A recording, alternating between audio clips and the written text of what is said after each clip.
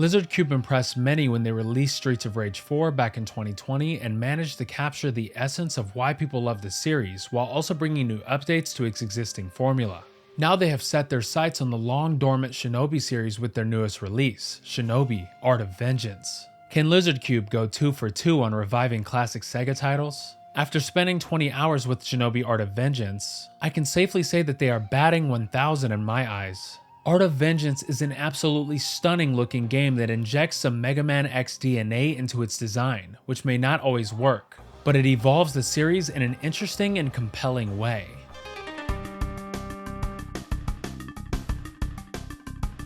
The story of Art of Vengeance finds longtime series protagonist Joe Musashi peacefully living in his village with his wife, Naoko, who is pregnant. Musashi is the leader of the Obito clan and spends his days training his disciples on how to protect the world from evil. After leaving his wife to train with his disciple Tomoe, their village is attacked by a group called the ENE Corporation led by their leader, Ruse. This sets Musashi on his journey to avenge his fallen clan and stop Ruse from using his newly gained powers to conquer the world. Along the way, Musashi meets new allies and gains powers and abilities that help him overcome the overwhelming obstacles in his way. It isn't the most unique story ever, but Art of Vengeance actually manages to build a compelling narrative that successfully makes you care about Musashi's journey and even those around him. Every character is fully voiced, and each actor does a fantastic job bringing personality to each and every one of them. The absolutely phenomenal art style and animations also do a lot of heavy lifting in order to bring this world and its inhabitants to life. Each new stage and location has such beautiful designs that you can't help but stop and admire at points. I was pleasantly surprised with how much I found myself invested in the story of Art of Vengeance. Even the ending, where so many other titles drop the ball, comes around in a satisfying way that doesn't feel rushed or ham-fisted in its delivery. There are a few levels that go on a little too long and some predictable story beats, but these are minor complaints in the grand scheme of things. Art of Vengeance also has a pretty decent length campaign, with my save file clocking in at around 18 hours, having completed almost every activity in the game.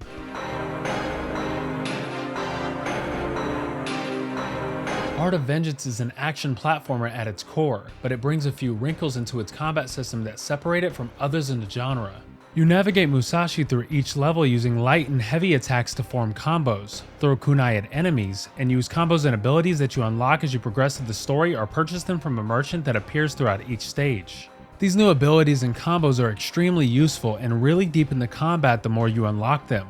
You can actively feel yourself getting stronger, and enemies that may have given you trouble in the past become barely an obstacle later on.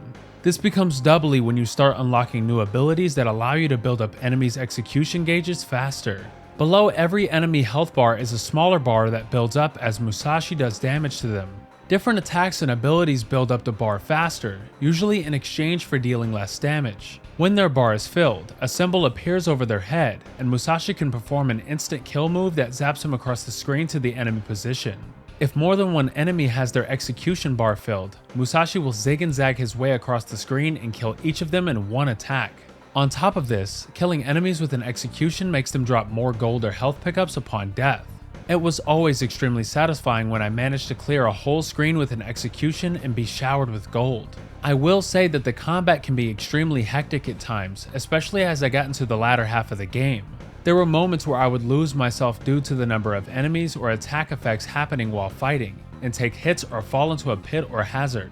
It wasn't a huge deal, but it was frustrating at times when I would die from a hit that I couldn't see coming amidst all the chaos.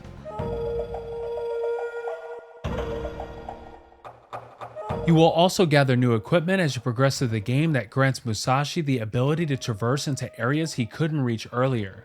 You will find items like a pair of claws that allow Musashi to latch onto certain walls and ceilings and climb to new heights, and a glider that allows Musashi to ride wind currents to carry him to new locations. After finding these tools, you can return to earlier stages and use them to find new items, chests, or even entire sections of the level that were inaccessible previously.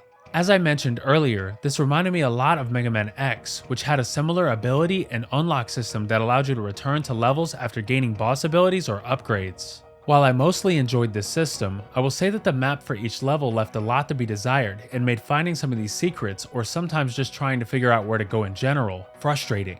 There are inconsistent times where I would go through a screen transition and the map would still have a fog of war separating the two areas, making it look like I hadn't explored that area yet. This doesn't seem like much of an issue at first, but I found myself lost in one of the later areas because I kept thinking that I had already explored an area from the way this effect looked on a map. I even left the stage and went to backtrack through all the other stages, thinking I must have missed something that I needed to progress, but after gaining 100% on every previous level, I was still unsure of where I was supposed to go. There was also a small bug that I ran into on this level that prevented me from seeing where I was on the map, and I had to completely close out of the game and jump back in to get it working again. Map gripes aside, I still really enjoyed exploring each level for the most part and almost wish the whole game world were seamlessly connected rather than broken down by stages. The game teases with some ideas and mechanics from Metroidvania titles that I wish it had embraced a little more.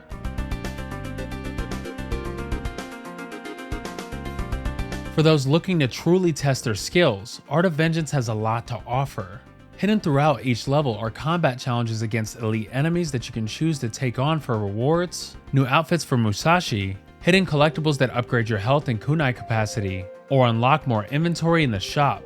Completing all the elite combat challenges in a level unlocks a new passive or combo ability for Musashi to use that he can equip from his gear menu. On top of these other challenges, there are also special areas that test not only your combat ability, but also how efficient you are at platforming and using your ninja tools. Completing all of these challenges unlocks a more powerful sword for Musashi to slice through enemies, which I feel was almost essential to overcome some of the last few bosses of the game.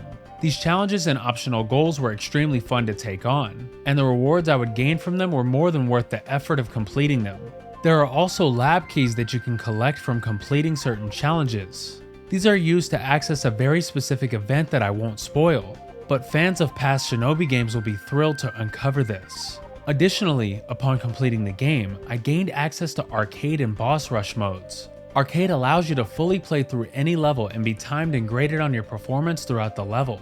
Those who pride themselves on perfecting runs or speedrunning will surely have a blast with this mode. Boss Rush is the ultimate test of your abilities, however. You must face off against every boss in the game back to back without any healing or breaks. I only managed to make it through 6 bosses after hours of attempts and playing around with different builds and strategies. The bosses in Art of Vengeance are so varied and difficult that only the most skilled and dedicated fans will be able to overcome this mode.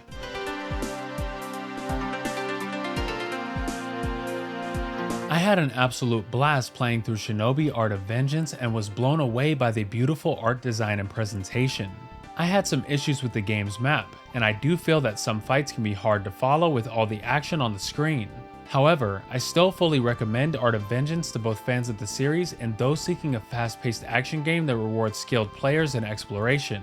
Lizard Cube has laid a really solid foundation for SEGA to build upon if they commit to bringing Shinobi back to modern times. I'm not saying that SEGA should make the next game a full-on Metroidvania, but I think if they lean into the exploration and refine the combat just a bit more, the Shinobi series could return to the heights it had in the late 80s and early 90s. Still, as it stands, Art of Vengeance is a great return for the Shinobi series and should not be missed.